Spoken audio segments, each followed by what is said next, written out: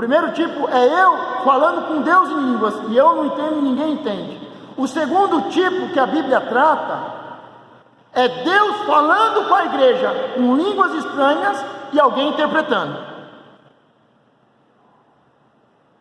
Se Deus está falando com a igreja usando variedade de línguas, tem que ter alguém que interprete. Agora, se é só orando no Espírito, isso aqui, orar no Espírito, eu com Deus, eu falar com Deus em mistério, eu falo na igreja baixinho, porque não pode atrapalhar a reunião.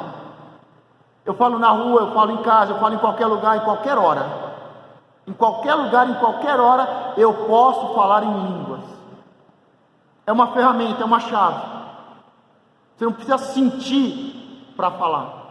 Basta você começar a abrir a sua boca e começar a orar em espírito, orar em línguas, em mistério. Você vai falar com Deus em mistério. Você não sabe o que está falando, ninguém sabe. Mas é uma ferramenta que enquanto eu uso, Deus está me edificando. E eu, orar em espírito, eu posso usar na igreja, eu posso usar no trabalho, eu posso usar em qualquer lugar, a qualquer hora, baixinho, em voz alta, no meu quarto. Agora, quando é na igreja, se eu estou orando em espírito, eu tenho que orar com volume baixo, para não atrapalhar os outros. É isso que 1 Coríntios 14 fala. Não atrapalhe a reunião. A grande questão é que tem pessoas que possuem essa ferramenta, e aí no meio da reunião quer mostrar que é espiritual, aí começa a falar em línguas. E essa ferramenta não é para usar no meio da igreja, no meio da reunião, em voz alta. Essa ferramenta não é para mostrar que é mais espiritual do que o outro. Sabe por quê? Porque por mais que você não fale em línguas, e você passe a vida toda pedindo para orar em línguas, em espírito com Deus, se você não receber, isso não significa que você não vai para o céu, isso não significa que você não tem caráter, que você não é santo, isso não significa que Deus não te ama, não tem nada a ver com isso. É uma ferramenta, é uma ferramenta. Então, se você for usar ela, você pode usar em qualquer lugar, a qualquer hora, e com discernimento, e com sabedoria, dependendo do lugar, um volume bem baixinho, dependendo do lugar, em voz alta. Agora, na igreja, quando alguém se levanta e fala em línguas estranhas, não é ele que está falando com Deus, é Deus que está falando com a igreja. E aí, ele tem que interpretar, ou alguém tem que interpretar. Se não, o apóstolo diz: senta, cala-te, porque você está atrapalhando a reunião. Agora, do mesmo jeito que há pessoas no meio da igreja que querem ficar orando em línguas para mostrar que são espirituais, tem pessoas querendo profetizar no meio do povo para dizer que são ungidos. Tem gente querendo dar testemunho, pregando. Tem gente que quer dar saudação, quer pregar para mostrar sabedoria, para mostrar o quanto sabe, para mostrar o quanto é ungido, para mostrar o quanto é inteligente, para mostrar o quanto Deus o ama. Cada dom temos que tomar cuidado com as vaidades. Existe uma hierarquia nos dons, mas todos é para a edificação da igreja. Existe uma ordem, existe uma hierarquia, mas há momentos que o Espírito vai usar a palavra de sabedoria, e há momentos que ele vai usar variedade de línguas. Por mais que exista uma ordem, uma hierarquia, a mais importante é aquela que o Espírito está usando na hora. Então, quem tem o dom de palavra, de ciência, de sabedoria, de ciência, não é mais importante de quem tem o dom de profecia. Quem tem o dom de línguas, de variedade de línguas, não é mais ungido de quem cura.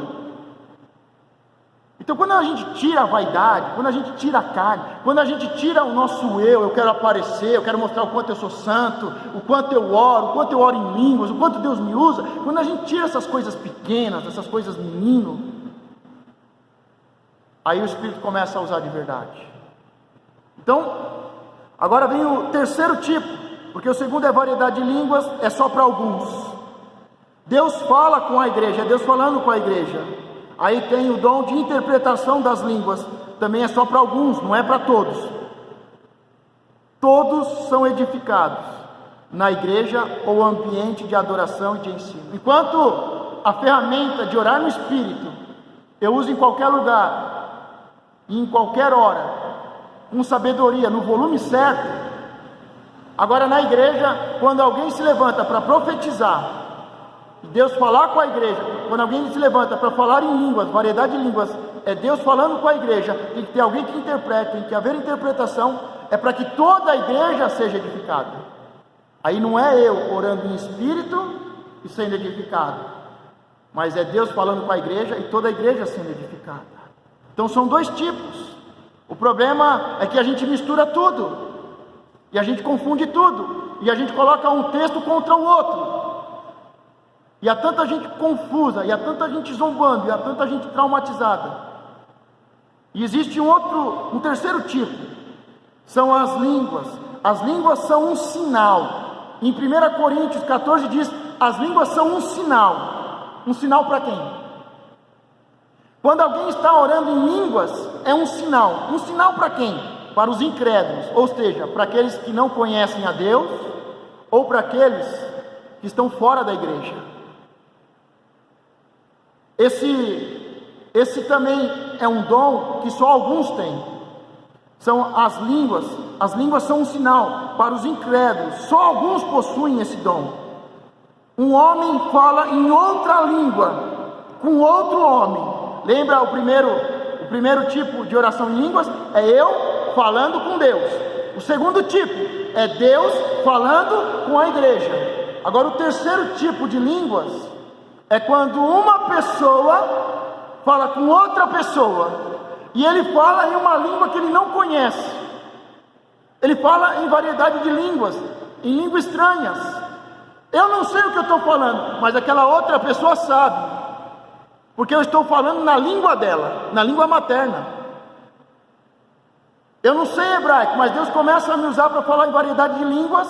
Eu não sei o que eu estou falando, mas uma pessoa vai ser edificada, porque ele está ouvindo e ele sabe hebraico, e Deus está falando com ele. Então são as línguas de outras nações. E aí não é eu falando com Deus e nem Deus falando com a igreja, mas é Deus usando uma pessoa para uma pessoa falar com outra pessoa em uma outra língua. Então ele fala numa língua que ele não conhece, mas aquela outra pessoa, ela ouve e ela entende o que ele está falando. Não é uma língua espiritual, não é mistério, é a língua dele. São as três possibilidades de línguas. Agora imagine essas três possibilidades, essas três vertentes do orar em espírito, e aí a gente junta todos os textos, faz uma coisa só, uma confusão só, e aí fica os pentecostais falando mal esses falando mal daqueles, esses doentes traumatizados lutando contra aqueles, zombando. Vira uma confusão, crente contra crente, irmão contra crente, igreja contra igreja. Uma igreja é mais forte, uma igreja é mais ungida, uma igreja tem mais unção, Deus fala mais aqui, Deus fala mais ali, e não sabem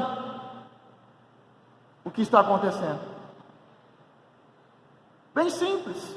Você tem uma ferramenta que você deve buscar, que é orar em espírito, que é orar em línguas, em mistério. Você vai falar com Deus, e você, ao falar com Deus, Deus edifica a sua vida. Existe uma segunda possibilidade, que é Deus que fala com a igreja, e Ele usa alguém para falar em variedade de línguas, e alguém para interpretar.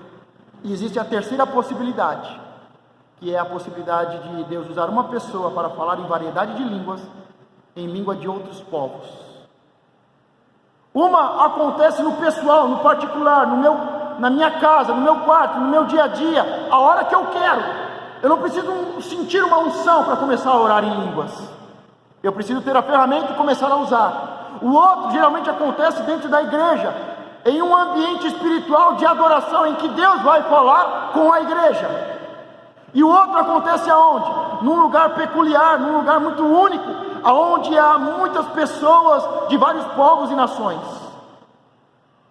Existe pessoas falando inglês, espanhol, em aramaico, em grego, e aí nesse ambiente é mais comum Deus usar uma pessoa para falar em variedade de línguas, falar em línguas de outros povos. São as três formas. Então você pode ler um texto na Bíblia e pode estar falando do primeiro tipo. Todos serão batizados e serão batizados. e todos que crerem, estes sinais os seguirão, falarão em outras línguas. É uma ferramenta, não é dom. Aí depois vem o dom de variedade de línguas. Por um acaso todos profetizam? Não. Por um acaso todos possuem o dom de variedade de línguas? Não, é só para alguns. Só alguns. Deus vai usar para falar em línguas e usar alguém para interpretar. Só em algumas ocasiões que Deus vai usar alguém para falar em línguas e a língua de outras nações. Por exemplo, estamos aqui num grupo reduzido, estudando. Você acha que Deus vai usar alguém para falar em línguas em japonês? Para que Deus vai fazer isso? Qual o propósito? Vai edificar quem? Não vai edificar nada, não vai edificar igreja nenhuma, não vai edificar ninguém. Há algum japonês no nosso meio, há algum descendente, há alguém que estuda japonês, e Deus vai começar a falar mistério, e falar coisas pessoais, e vai falar de coisas muito íntimas em japonês, e essa pessoa vai entender? Não, então Deus não vai fazer isso. Deus sempre faz para edificação pessoal e para edificação da igreja. Nunca é para alguém se sentir mais importante do que o outro. Os dons não é para alguém se sentir mais importante do que o outro. Não é para alguém se achar mais santo do que o outro, ou mais amado do que o outro. É muito simples. São os 3 tipos, as 3 variações, que se você tiver entendimento e discernimento, você vai buscar, você vai entender, e você vai ser edificado, e como igreja vai ser edificado. E aí você não vai achar que porque entrou numa igreja, todo mundo está orando em línguas, que aquela igreja é muito ungida, tem muita unção.